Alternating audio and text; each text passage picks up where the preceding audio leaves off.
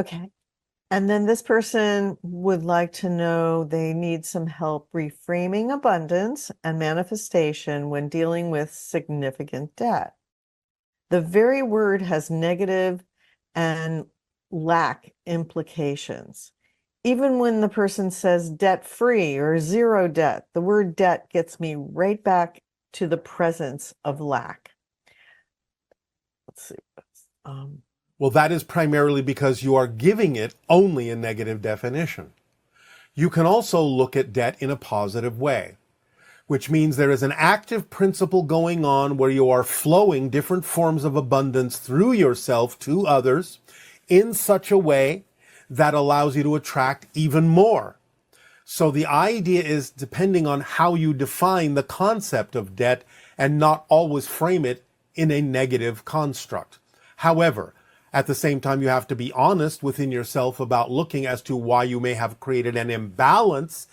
in the idea of your outflow with your inflow. And you may be restricting the ways in which you are allowing abundance in its different forms to come to you, which may be creating a bottleneck that allows you to experience more outflow than inflow, because you are restricting the inflow by not seeing the different forms of abundance that are available to you as being equal to other forms of abundance and support. So you have to first and foremost balance all the ways in which you could be supported as being equal, all the different definitions of abundance as being absolutely equal in their ability to allow you to move forward and allow you to increase your input,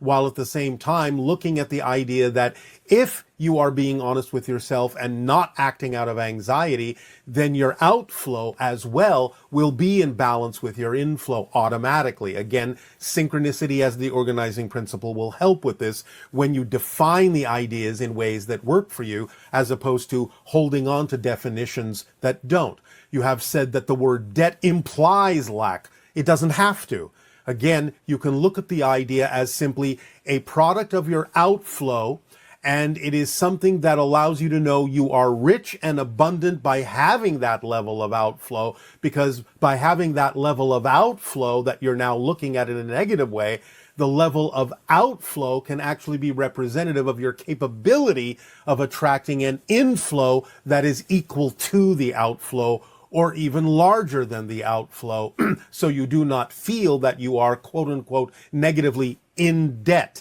to anyone from the negative definition or point of view. So looking at debt is simply another way of saying I have an outflow, it is of this capacity, it is of this magnitude, and that magnitude of outflow, that magnitude of owing to other people, in a sense, and supporting other people, which is another positive way of looking at debt, supporting other people is equal to or less than my inflow when I expand my definitions of abundance that I am willing to allow to support me, by not focusing so strongly on only one form of it being valid.